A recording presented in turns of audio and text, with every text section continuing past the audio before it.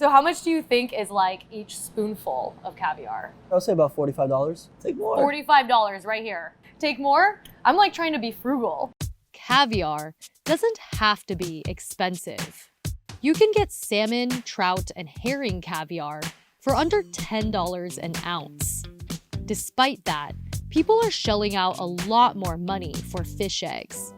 This caviar, from an albino ossetra sturgeon, costs $450 for 1 ounce, or $7,300 for just over 1 pound. But just because something is expensive doesn't mean it's worth the money. Sturgeon are a prehistoric fish that can live to be over 100 years old, grow to 28 feet in length, and weigh more than 4,500 pounds. And they yield the most expensive and coveted caviar in the world that can cost more than $900 for 1 ounce. Why would anyone pay $900 for an ounce of caviar? For some people, when they come in here and they want to buy caviar and they see little jars, $600, they're just like, oh, like I'm just going to eat it, in like 5 minutes. Is it really worth the money?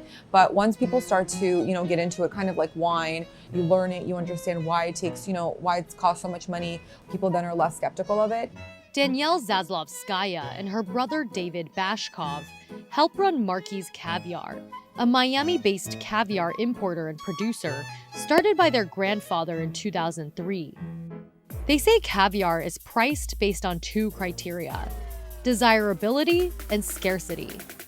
There's plenty of affordable caviar, from fish like salmon, trout, and pike.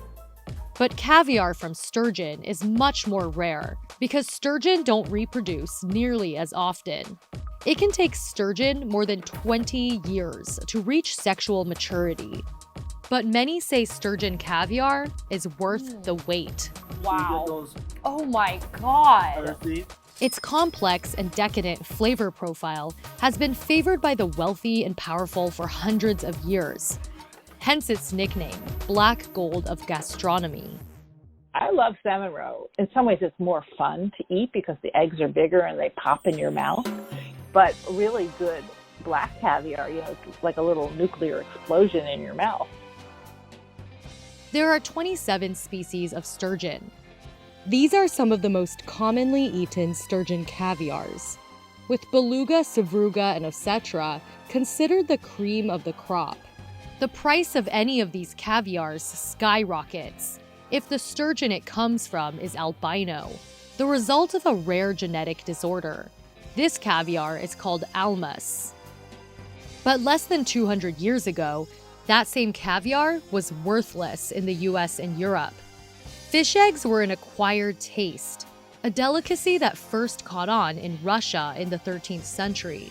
Emperors, kings, queens would eat this because it was a source of power and like a hierarchy. Eating caviar is a sign of power. I would say men, they do come even here by themselves. They order a couple of caviars, they sit down with a newspaper, and it does give them a better feeling, a little bit more power that they are, actually sitting down their lifetime eating this delicacy.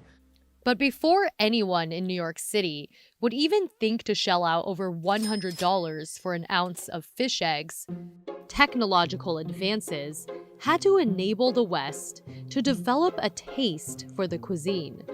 The advent of steamships, trains, and refrigeration meant caviar could be transported from the east to the west without perishing.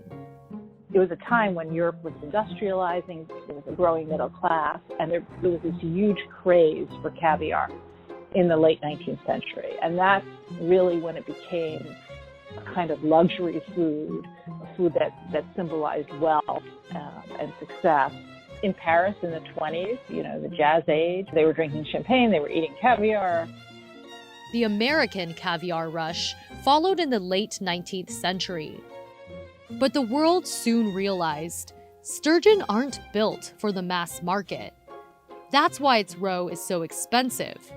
There will never be enough to feed mainstream demand. Because of the sturgeon's biological limitations, caviar producers have never been able to mass produce caviar on an industrial scale. so that it's accessible and affordable to all who desire the best of it. As caviar went mainstream, sturgeon populations were decimated by overfishing, illegal poaching, and environmental degradation. Over and over again, we've seen these local populations of sturgeon destroyed in a span of 30 years. And it takes a long time for those fish populations to recover. That's because sturgeon don't reproduce quickly.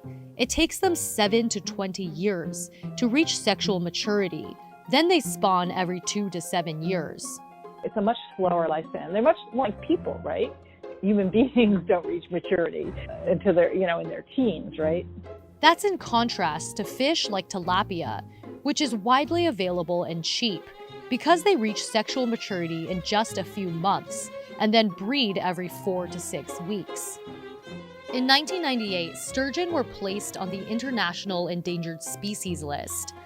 Buying and selling sturgeon products is now regulated, but was never outlawed. The fact that caviar commands such high prices is actually helping to save the species. Being able to make money off of sturgeon creates an incentive to invest in breeding them and replenishing wild populations.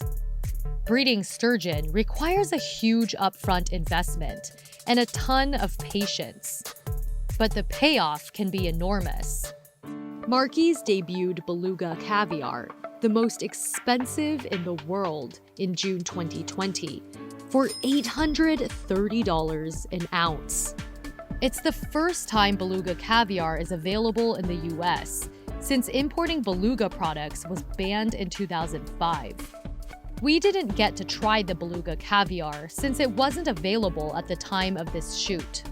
Marky's runs Sturgeon Aqua Farms, a sturgeon farm in Florida raising over 10,000 sturgeon. It takes 15 years for beluga to be fed, watched over, taken care of until they can be ready to harvest caviar. And there's people who are on the clock 24 hours, switching their shifts day and night, just making sure these fish are okay. So those 15 years, everyone gets really, really emotional about it because, they've just put in so much time and effort that it's a really, really big project. That is a huge chunk of your life. Like if you think about 15 years, 30, 45, like 60. Yeah.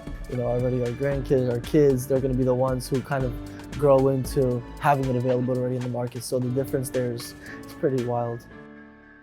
I've had the caviar that comes on sushi, but I'm about to step up my game big time. Marky's recently opened a caviar tasting room in New York City. I'm trying the Alma's caviar and comparing it to a few other well-respected caviars to see if it really is worth the money. What makes it a lower price point? It's just a domestic product. White sturgeon, Siberian sturgeon, they take typically like from 4 to 6 years to harvest eggs. Okay, so that's relatively short. Yeah, exactly. Wow. So you get those Oh my God. earthy from the very beginning. It's amazing.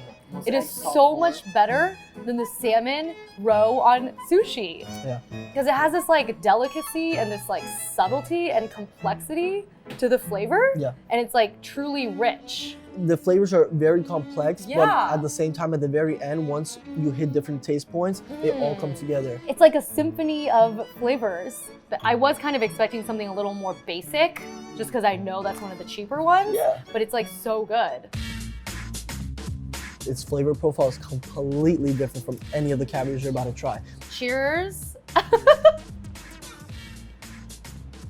It is a much more sharp flavor. Sharp flavor. Sharp. Like it kind of reminds me of like when you have cheese and you have cheese that's been aged longer, it's just like sharper. Like a cheddar. Like a sharp cheddar. Because I just haven't tried such high-end caviar, I was just more surprised when I tried the white. People really like the ossetra gold just because ossetra, they've been used to eating for the past couple of years since beluga have been out of the market. To me, this one was super oceany. A little ocean-like flavor to it. At the very end, like right now, my tongue is like full of umami flavor. I have high expectations.